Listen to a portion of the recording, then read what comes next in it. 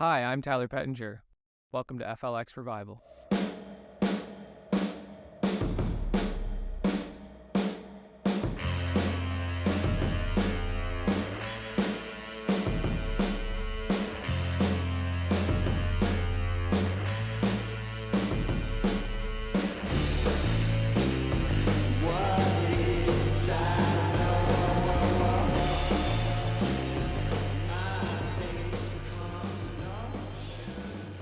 FLX, in a nutshell, I guess, has been my brainchild since 2019. Started out flipping kind of hard goods, moved towards the niche of clothing, something that I was passionate about pretty quickly. I like fashion. I've always liked dressing different, expressing myself, and needing a way to make a living. It kind of formulated into FLX Revival. I think the mission overall has been to try to find a way of connecting people to secondhand clothing in a way that's a little bit more palatable to them than maybe how it used to be, say 10, 15 years ago. The hardest part about being a vintage reseller is obviously the sourcing component of it, which everybody that's in the game really understands. Like, sourcing vintage is a 6-7 day a week job if you don't have necessarily perfect channels figured out and lined out for that. One of the main things that we've been trying to do with FLX is buying bulk clothing, and us sorting that starts at the warehouse.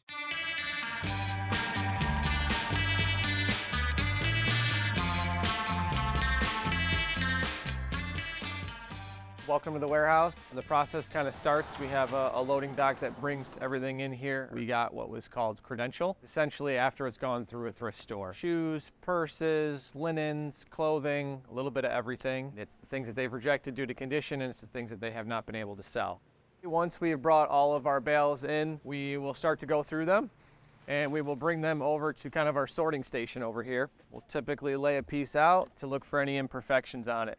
In this particular case, it's new with tags, but we're still going to make sure that we don't see any stains, any major issues, because that can still happen despite it being new. In this particular case, we would say this is an A-grade men's top.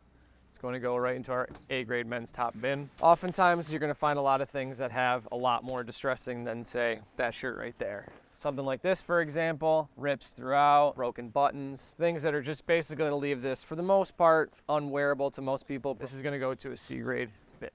In truth, the warehouse has not necessarily been outwardly beneficial in terms of curation and sorting things. We bought just shy of 44,000 pounds in a tractor trailer load from Buffalo, and we went through it for basically the next month, bale after bale, 1,000-pound bale at a time. What we have pulled out of it has been nowhere near what we were anticipating it would be. It comes with a lot more than just, oh, you get to pick out exactly what you wanted out of something and then move on from the rest. It has added to my workload. Over 25 large we invested, plus our forklift, our rent, dumpsters, all the pallets. It's been a massive financial risk. And when you are not bankrolled, it gets very stressful on the rest of your life very quickly. As we go through bales, we kind of fill those spaces back in with Gaylord boxes. They're around 400 pounds of clothes in each one of them. The end game for these will be to have B grade go to consignment shops. We'll have B/C grade stuff go to other people that will hopefully move them overseas to secondary markets. Africa, Central South America. It's not a massive facility. It's just kind of just a startup jump for everything. We're looking for more things in the future to come. Typically in life or in business in general, a lot of people think that if I put more and more into my business, the more and more I get out of it. This is probably the first time in my business where that didn't happen. I wish it was glorious, but it's not. It's hard work. All of this is hard work. Essentially, as a part of our sorting process, I will pull out vintage clothing specifically and ensure that those pieces are where they need to be grade-wise. They'll get washed, and then we'll bring them to the shop.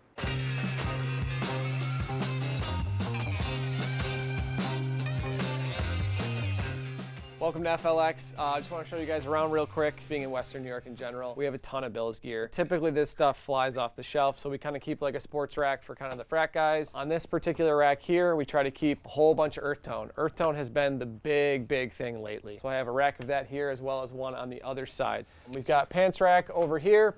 Super tricky to try and buy pants, but people are super happy when they find a good pair of vintage jeans. I mean, there's just nothing like them in terms of the fit.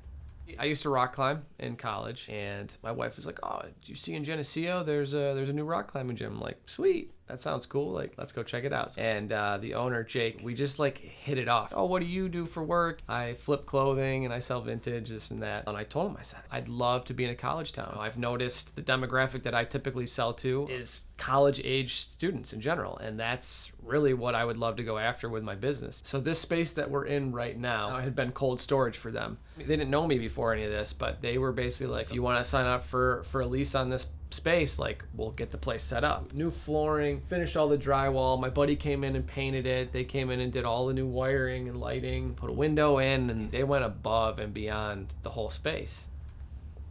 Day one, it just felt like home.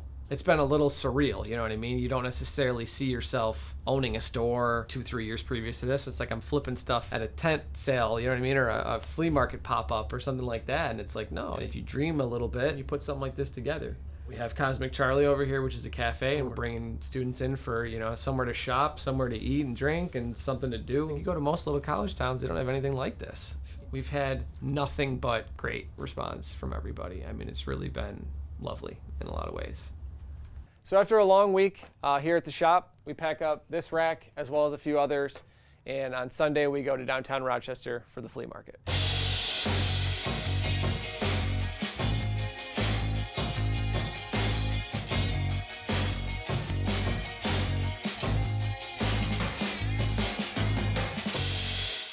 How are we feeling this fine and beautiful morning? We're feeling good. Feeling all set up. We're ready to give people the clothing they're destined for. Any pieces you're hoping to sell today? All of them. Got a double booth today, so a little bit more open. It's gonna be nice for people to shop. It can get a little hectic because it's like an 8x8 space, so when you can get a little bit more square footage, people don't feel so cramped or overwhelmed when they're shopping, which is nice. So yeah, we're here. Hi, I'm Emma Jo, and I run Shop Brain Tumor here at the Lucky Flea. Me and Tyler, we've been like sourcing and stuff like that alongside each other for probably 2 or 3 years now, so it's been really cool getting to know him, and he's a great seller, and I respect him a great deal. My name's Max. My shop name's Shango. Shango is vintage. Tyler's a great person. He always makes me laugh. He's very funny. He's a sweetheart. I love the guy. Hi, I'm Alex. My business is Arborist. I run into Tyler all the time, like when we're at the flea or where we're sourcing. He's just an awesome person to be around, and his business is fantastic, and I love the stuff that he finds. I was doing estate sales for a long time, flipping hard goods. I ended up running into a gentleman, Chris Raposa, one of the founders of the Lucky Flea Market in Rochester. And he had been doing quite a few pop-ups, and he had realized he had some connections to get on a good train of setting up a vintage market. I remember him asking me at one point, he's like, "What do you think about this? Would you do it?" And I was like 110%.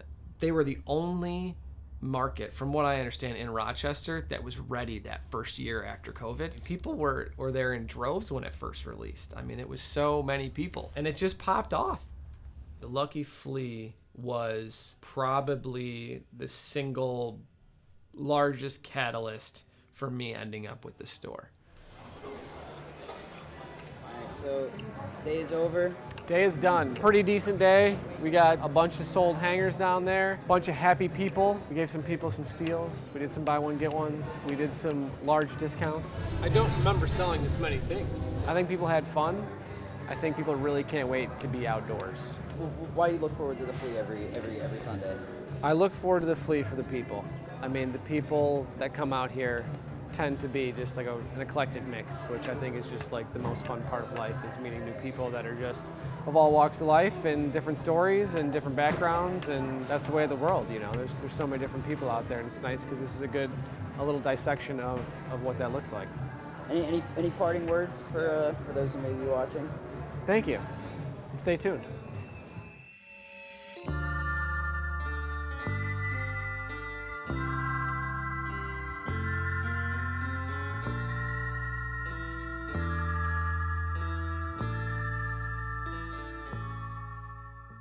been a grind, and it has been since day one. Everything that I've done has just been like, how much more work can I put in than I'm conditioned myself to do? But that's the nature of it. You know what I mean? It's the nature of it if you're trying to create something that's more than just a store. And I'm not trying to just create a store. I'm trying to create a culture to this. I'm trying to create brand recognition that's real for people. Not just the clothing, but like what you're a part of with it. I don't want it to just be like you just recognize, oh, it's a Carhartt jacket. It's like, okay, sure, it's a Carhartt jacket, but where did you get it from? What's the story behind it? How did it make you feel when you put it on? How are you attached to that piece? You know what I mean? Once you have that piece, that history now becomes a part of your history. It becomes a part of your fashion sense or your self sense and how you experience the world. But it's like, I don't know, I think it's awesome. Vintage is so fun. Who knew a t-shirt could make you feel that way?